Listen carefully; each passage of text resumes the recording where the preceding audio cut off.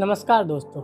आज याद करते हैं उन जाबाज मुसाफिरों, उन ट्रैवलर्स को जिन्होंने घर से निकलते वक्त ज़रूर कहा होगा, मैं लौटने के इरादे से जा रहा हूँ मगर सफ़र सफ़र है, मेरा इंतज़ार मत करना। उन जाबाज यात्रियों के दिल में तमन्ना थी भारत की महान संस्कृति से रूबरू होने की।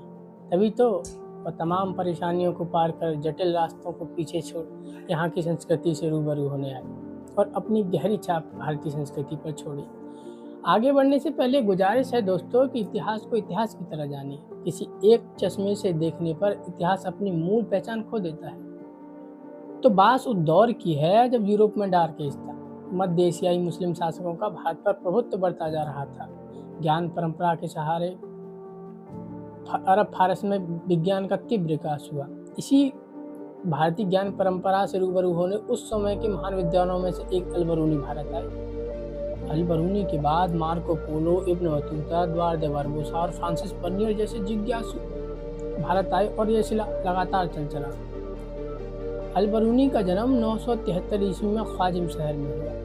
जब महमूद गजनवी के साथ भारत आए और भारत के इतिहास, दर्शन तथा संस्कृति का गहरा अध्ययन किया। इसके लिए उन्हें फाउंडर ऑफ इंडोलॉजी कहा जाता है। उनकी किताबुल हिंद में उन्होंने सांख्य दर्शन, पतंजलि के महाभाष्य, जिसे उन्होंने स्वयं ही अरबी में ट्रांसलेट किया था। इसके अलावा उन्होंने उपनिषद और भगवद गीता तथा पुराणों का बहुत गहरा अध्ययन किया। इन सबसे वह इतने प्रभावित हुए तथा गणित ज्योतिष का प्रसार उन्होंने मध्य एशिया में किया, जो बाद में यूरोप तक पहुंचा और भारत की दशमलव प्रणाली का यूरोप में खूब आदर सत्कार हुआ। इसके अलावा उन्होंने भारतीय वर्ण व्यवस्था तथा जाति व्यवस्था पर भी अपने विचार प्रस्तुत किए। उनके अनुसार वर्ण व्यवस्था जैसी व्यवस्था अन्य देशों में भी थी, परंतु जाति व्यवस्था एक बुरी व्यवस्था थी जिसे एक खास वर्ग के लोगों को दबाया जा रहा था। दूसरी ओर उन्होंने भारतीय लोगों की संकीर्णता और ज्ञान साझा करने की संकोच का जिक्र किया। उनके अनुसार भारतीय केवल स्वयं को ही महान मानते हैं, बाहरियों को म्लेच्छ या हीन दृष्टि से देखते हैं। तो ऐसे थे। अब बात करते हैं इब्न बतूता की। केवल 22 वर्ष की अल्प आयु में उन्होंने मोरक्को से अपनी यात्रा शुरू की। उनके मन में इच्छा थी इस बाहरी दुनिया, भारतीय संस्कृति को जानने की, इसीलिए वो निकल पड़े। उनके पास न तो आधुनिक कोई मानचित्र था, न कोई उनके किसी काफिले में वो थे। वो अकेले ही साहसी 22 वर्षीय व्यक्ति निकल पड़े। इसी लंबी यात्रा में उन्होंने भीषण तूफानों, डाकुओं के हमलों, कड़कड़ाती ठंड और गंभीर बीमारियों का सामना किया।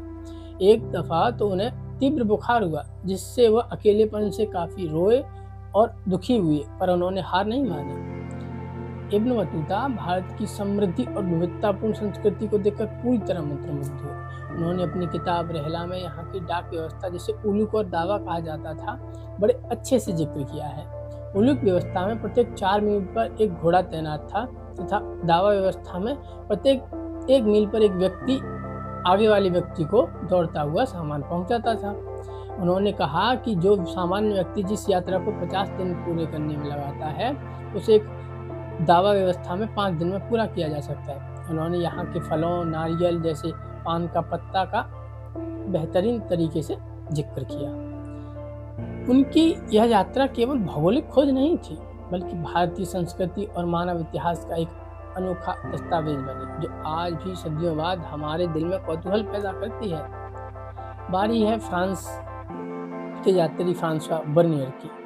17वीं शताब्दी में फ्रांस में जन्मे फ्रांसवा बर्नियर एक प्रसिद्ध चिकित्सक और दार्शनिक थे। भारत आने से पहले उन्होंने फलस्तीन, सीरिया और मिस्र की यात्रा की थी। वर्ष 1658 में वे शाहजहां के बेटे चिकित्सक की नियुक्त हुए। बर्नियर का यात्रा वृतांत travel is the Mughal empire, Mughal कालीन समाज को समझने का एक अत्यंत साहित्यिक ज्ञानवर्धक स्रोत है। बर्नियर ने भारत का एक आलोचनात्मक चित्र प्रस्तुत किया। उनके अनुसार मुगल शासक खेतों के स्वामी होते थे।